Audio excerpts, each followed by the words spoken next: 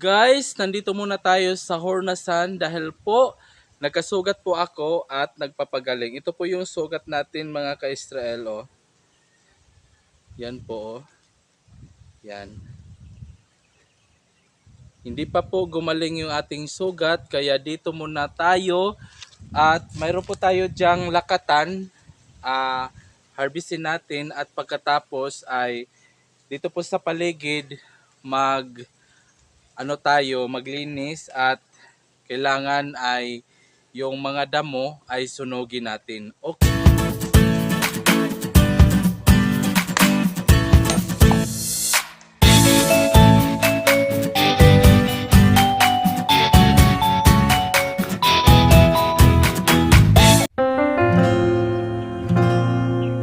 Guys, ito na po yung ating lakatan na saging. Ibisin na natin guys. Dahan-dahan po tayo kasi sugatan na tayong nakaraan. Oh, ito na guys. Nahirapan ako guys sa guys. Hindi kayang buhatin. Ayan na po ang ating lakatan. Yan, 3 kasipi.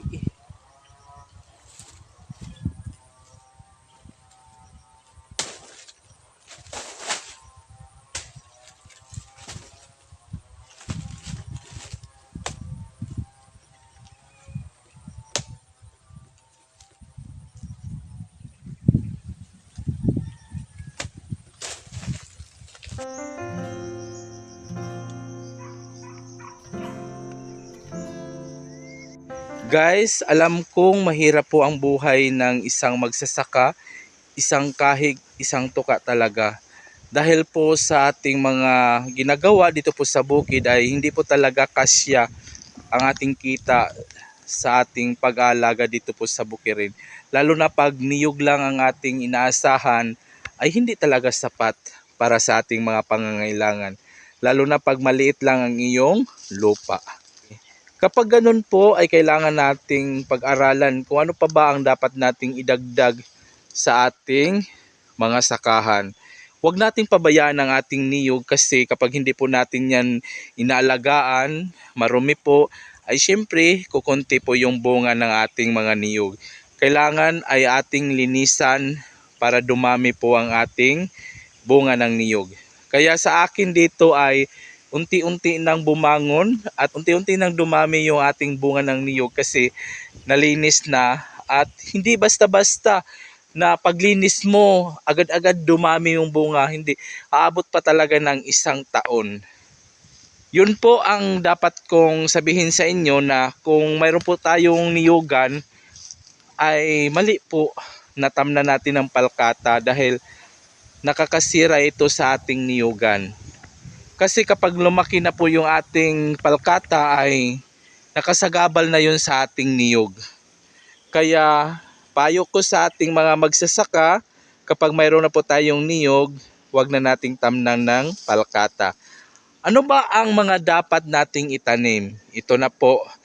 Sa akin lang to ha, kasi dito po sa aking bukirin ay ito ang aking ginagawa na medyo okay sa ating niyogan. 1 taon na po ang ating tanim na lakatan. Ito po yung lakatan natin. At itong lakatan ay maganda po to sa ating may niyugan na. Pwede siya. Pero masilan po ang lakatan. Hindi po pwede siya sa mataas na area.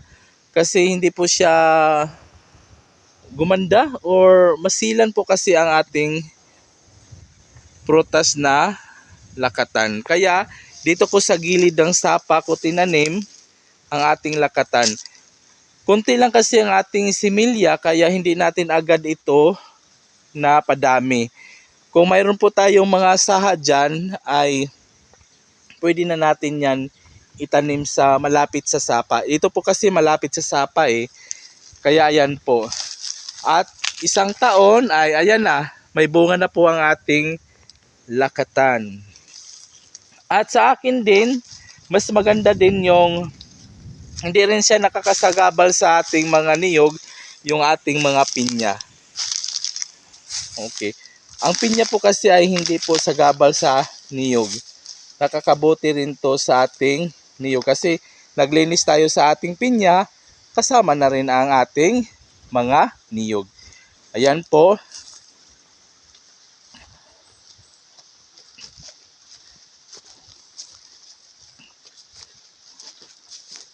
Ito po ay lakatan.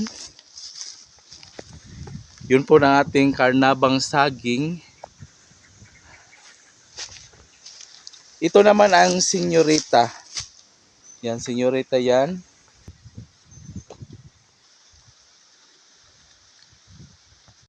Marami pang nagugutom sa ating bansa. Pero ang iyong gutom, nasolusyonan nyo na ba? Hindi pa. Para mabigyan kayo ng payo ko, ito po ang aking payo. Magtanim po kayo sa lupa para ang iyong gutom masolusyonan. O di ba?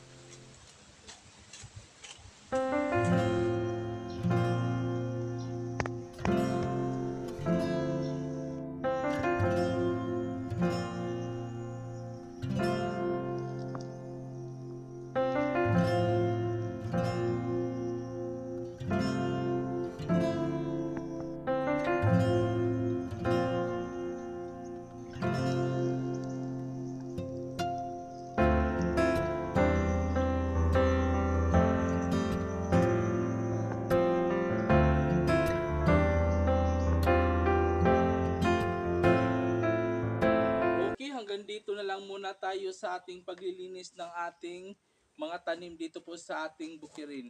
Tandaan natin mga ka-Israel, kapag mayroon na po tayong niyugan, huwag na tayong magtanim ng palkata dahil nakakasira sa ating niyog yan. Ang ating dapat nating itanim sa ating mga niyugan, pwede ang saging, pinya, at abaka. Basta hindi lang to nakakasagabal sa ating mga niyugan. At hindi lang yan, kailangan talaga nating linisin ang ating mga kaniyugan para po dumami ang ating bunga ng niyog. At syempre, lalaki din ang kita ng ating niyugan. Kaya sama-sama tayong umangat sa ating buhay basta magsaka tayo. Hanggang dito na lang po ako. Maraming salamat po sa inyo. Bye! Huwag kalimutan mag-like, comment, and subscribe. Mga kababayan ko, ang lahat ng ating ginagawa ay para sa Diyos, sa lupa, at sa bawat magsasakang Pilipino. Mabuhay po kayong lahat. Bye!